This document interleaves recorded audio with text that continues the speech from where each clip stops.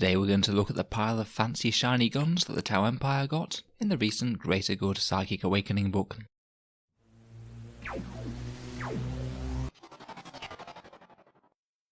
Hello and welcome back to Auspex Tactics, the strategy focused 40k channel where we're all about getting the most out of our miniatures on the tabletop.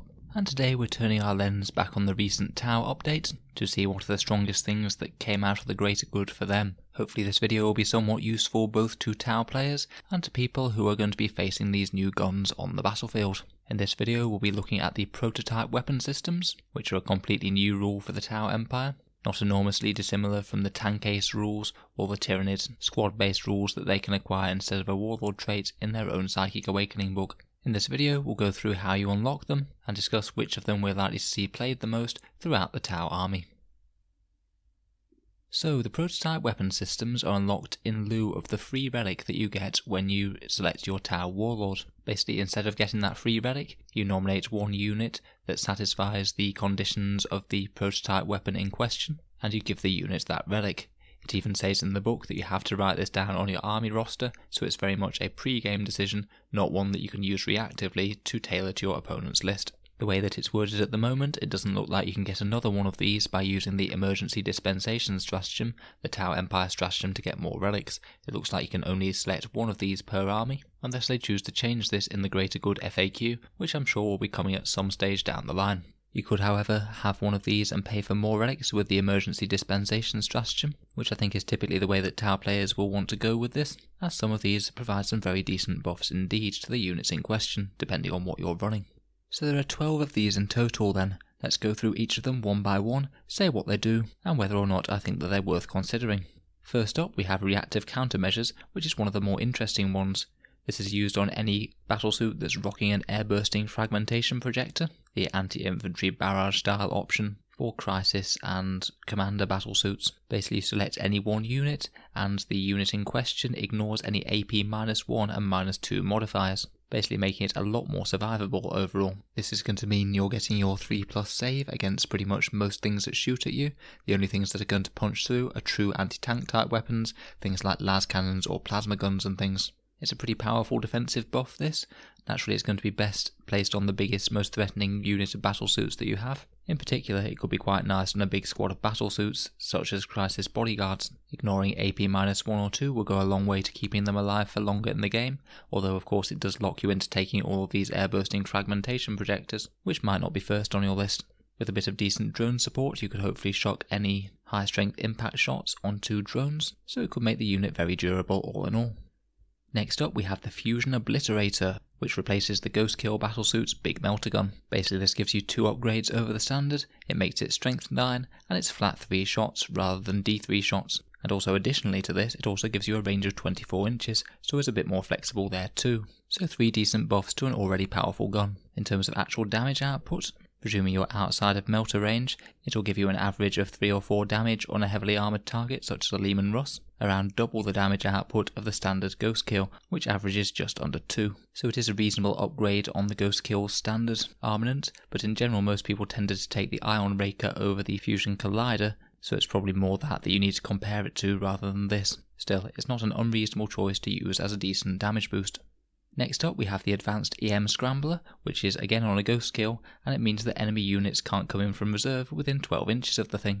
Now I really do like this rule and it's very powerful, it counters a lot of builds. In particular it could help your Ghost Kill hold up an entire flank of an army, knowing that it's not ever going to be shot with guns that are 12 inch or range less out of deep strike, and it won't generally be able to be charged by any units coming out of reserve. It's definitely a disruptive rule against armies that are reserving things, but in all honesty it isn't my favourite out of the systems. The problem is that unlike say on Space Marine Infiltrators, Ghost Kill is just one model with just one base, even though it is a reasonably big one. This means that it can't spread out any further to deny an entire huge flank of deep strike, and one Ghost Kill is never going to be able to deny deep strike to your entire army, unlike a couple of units of Space Marine Infiltrators, which certainly could when maximally spread out. Also, you don't even know if your opponent is going to be bringing any reserve units at all into the matchup, and as you have to declare this on your army list, you might just have bought yourself an absolute dud piece of war gear that will literally do nothing all game. So I'm afraid not my favourite, and I'd never use this unless they do change it in an FAQ so that you can buy it in reactively with that emergency dispensation stratagem.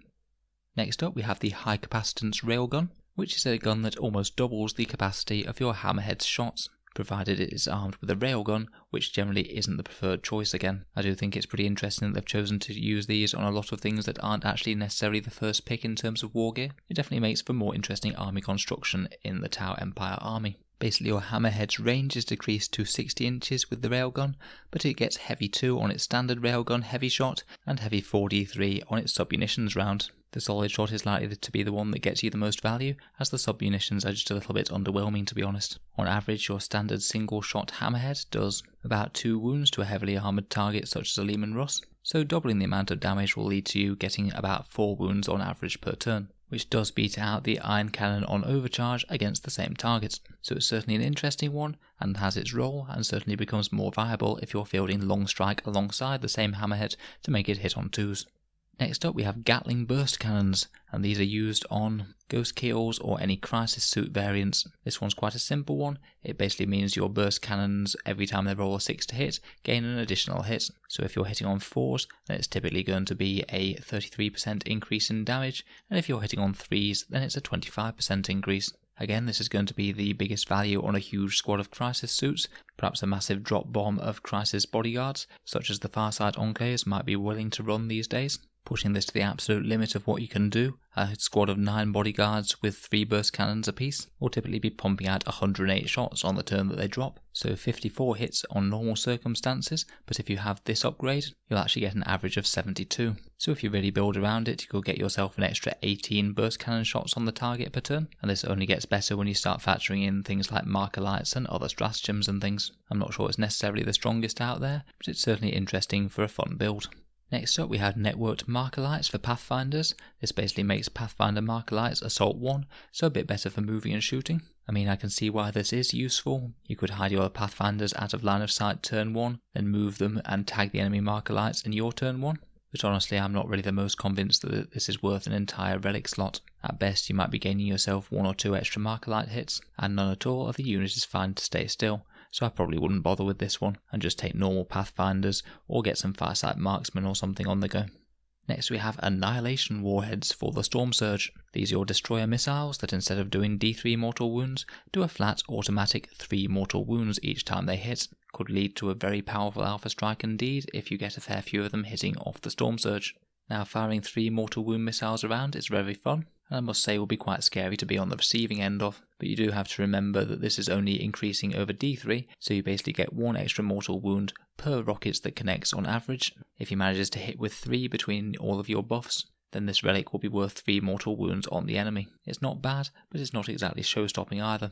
Probably the most powerful use of this is whenever you're confronted with an incredibly hard target. Say if you're facing a bunch of Space Marines that are using all sorts of stratagem shenanigans to make their units incredibly durable in terms of armor saves and toughness and wound rolls. Being able just to nuke straight through all of that with mortal wounds is a pretty powerful ability, and amping up your alpha strike isn't really such a bad idea, as getting all of that damage in at turn 1 or turn 2 is pretty powerful, to be honest. Next we have another very interesting one, and this is cross-linked stabilizer jets. This one is available for any XV8 pattern battlesuit or any commander, and it basically allows the units to flat reroll or hit rolls and wound rolls of 1 for the unit, which frankly is a pretty enormous buff to damage output. Now hit roll rerolls are very easy to acquire with marker lights, I know, but just having it baked into the unit means that you can save the marker lights and target things that your other units are going to be shooting, knowing that this unit will be independent of that. Assuming you weren't being able to get any marker light benefits or anything, this is essentially a flat 36% increase in the unit's shooting capabilities, provided they're firing with weapons that are making both a hit roll and a wound roll.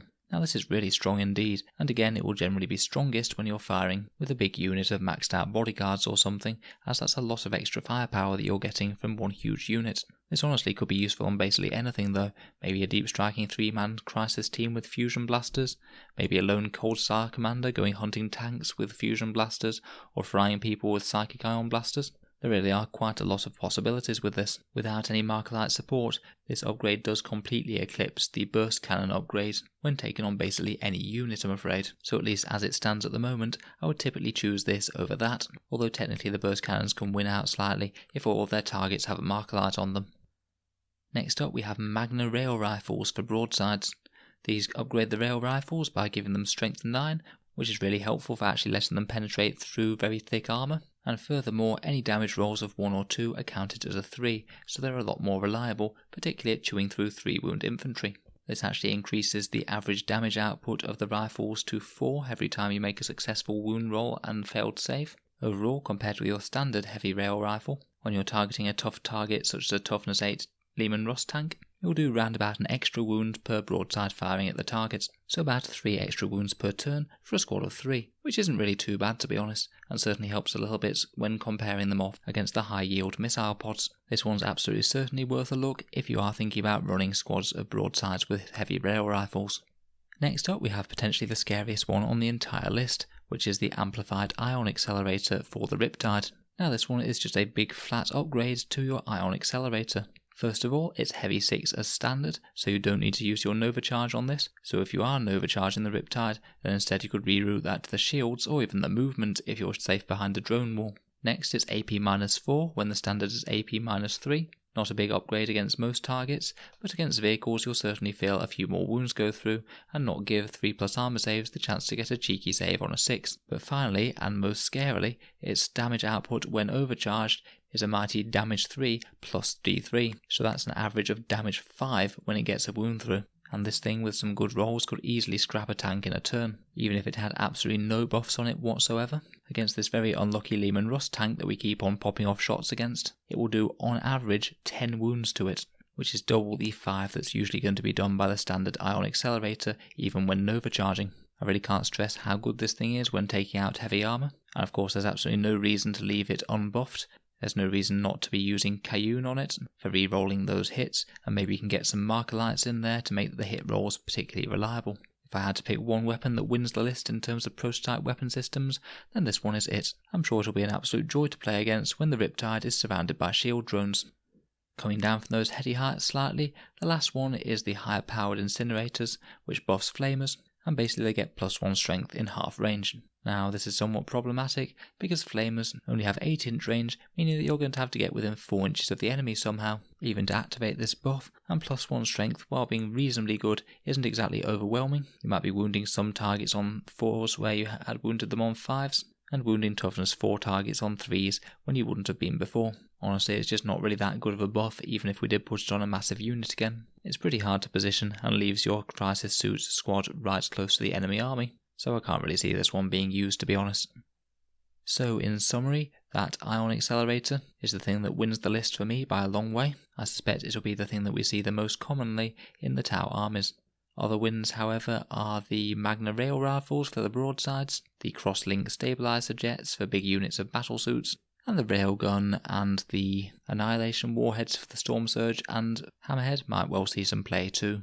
I'll certainly be interested in looking at the FAQ to see when they clarify whether you can take multiple of these or not. If they say that you can, then I suspect we'll be seeing multiple ones of these run in place of the Tau relics, which beside that pure-tide engram neuron trip aren't really all that strong.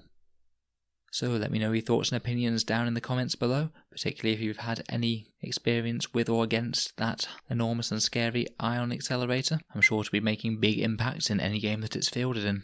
I could certainly cover some of the other Tau aspects from the greater good, so if that'd be of any interest to you, please let me know down in the comments again. Other than that, we make plenty of other 40k videos at Auspex Tactics, so if you've enjoyed this one, feel free to subscribe. We'll certainly be covering some Orcs and Space Wolves in the near future, when the full rules for Saga of the Beast are out. If you'd like to support the channel, I do have a Patreon page, and it's what lets all of these videos keep on happening, as they do take quite a long time to make, and come at the expense of working on my regular job. So if you are enjoying the content, any support for the channel that you can spare is greatly appreciated. And of course a massive thank you to my current patrons who are making all of this possible. In any case, thank you very much for listening. I'll hope to see you guys next time.